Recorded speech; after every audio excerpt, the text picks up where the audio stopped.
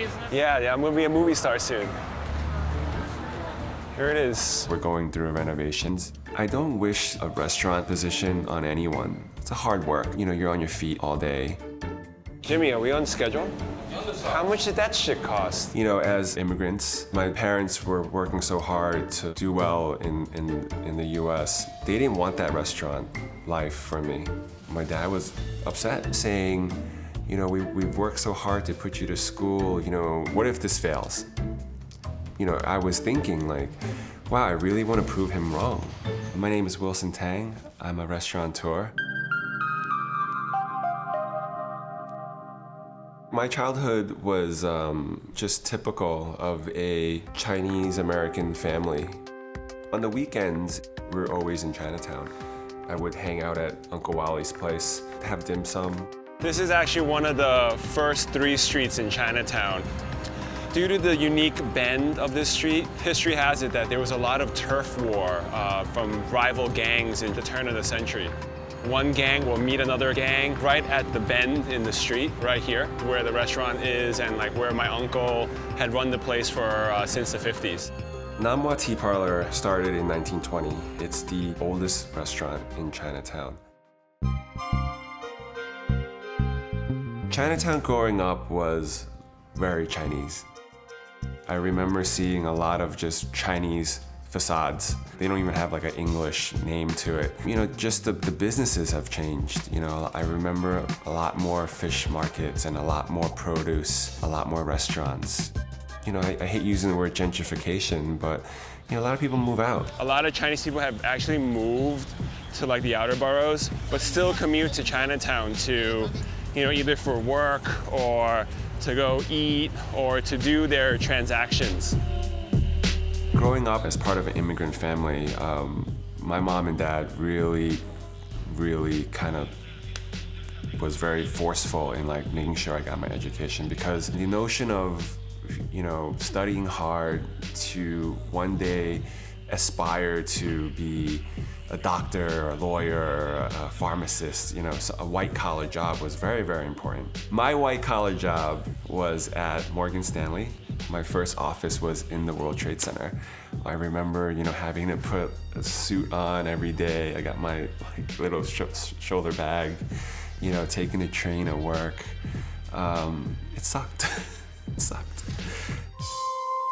I remember that day like it was yesterday. Okay, you know, go through the turnstile, you know, with your ID. From there, I took the local elevator to my floor, 74, and I'm at my desk, like it's like 8:30-ish, and just kind of getting my day started with paperwork and stuff like that. And then, you know, there was like, everyone's like, oh, we have to evacuate for like a fire drill, or like there's a fire. We were able to take the elevator from the 74 to 44. And then from 44, we were told to walk down because things have escalated, and it was still very calm. Like, oh, there was a small plane that hit the other tower. We're just evacuating for safety purposes. And as we keep going further down, you know, you see firefighters start going the other way.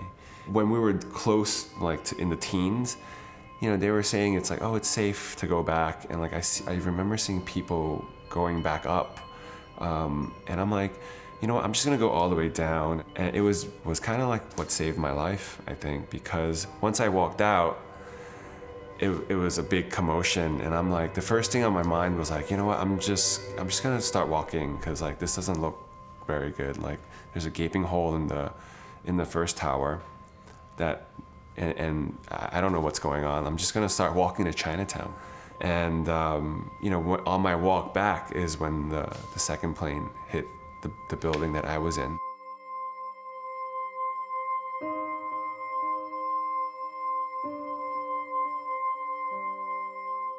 After 9/11, it was like, you know, I have to do something else. And it really made me realize how much I dislike that kind of work environment. I wanted to do my own thing. I wanted to be an entrepreneur. This is my opportunity. I'm gonna wait for something to happen. And it happened.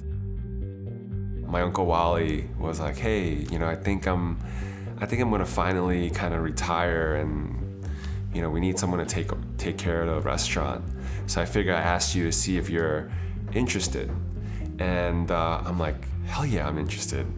And that's when the whole Nam Hua thing came about. With the restaurant, it's tough. My dad was pissed. He's like, this can fail. I think back, it was very risky. I put all my eggs in one basket to try. You know, it was hard work at first.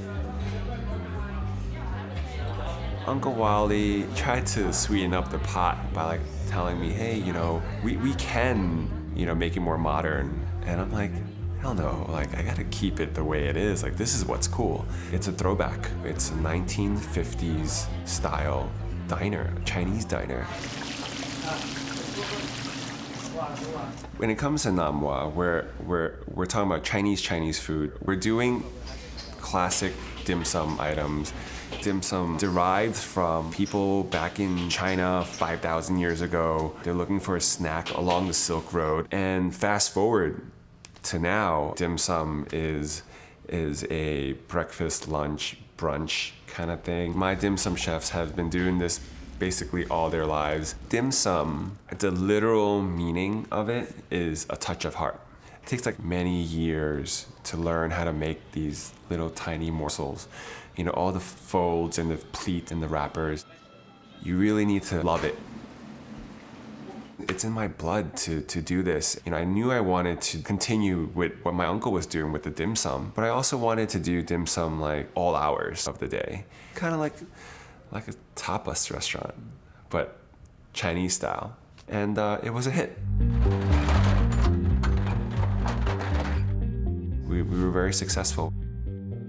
Nam Hua being a super traditional restaurant, I was wanting to do something else that was a little more creative, a little more cool. So I took the risk again, doing something that I can kind of change the game a little bit. Fung Tu, the literal translation is wind and soil. What's this work well with, Jason? Chinese food? Oh yeah. I want to say like 90% of the produce that we get is actually from businesses in Chinatown. This is David. Hi, David owns this fabulous tofu shop. It's been here for how long, David? this is our 84th year. 84th year. 1931. 90% of all our produce is within walking distance. If we run out of something, I'll go get what we need for the day. When Jonathan tells me to pick fish, I gotta look for the fish that has no clouds in the eye, right? Your eyes. John makes this awesome spicy beef jerky. I see myself as an individual that has a foot in two worlds. One foot I have in a very, very traditional, it's my uncle's place. On the other side, my other foot in this other world, in this whole Chinese American world, I have thoughts on how Chinese food should be as an American. I've collaborated with a Chinese American chef, Jonathan Wu, and he has thoughts on how Chinese food should be based on his childhood. We talk a lot on flavors and memories of what we ate as a child and making riffs on that in an American kind of way. So here's a jerky that we bought today at Zheng's. This is awesome stuff. Beef and broccoli, totally Chinese American dish. Here at Fung Tu, we also have our dish, which is a riff on the classic. This is a little oyster sauce that I added lemon juice to. Oyster sauce vinaigrette. This is a banging dish. Before meeting Wilson, I didn't know about the tofu guy, Dave, the jerky guy, the noodle place. I mean, he opened up this world, this hidden Chinatown. We talked about it before we opened. We really wanted to use Chinatown purveyors and highlight them. They're making beautiful product that took a lot of love and a lot of time. We talk about flavors that we've eaten as children. I had these really deep memories, and Jonathan decided to make something that kind of evoked that kind of childhood memory for me. That's it. It's our braised fish.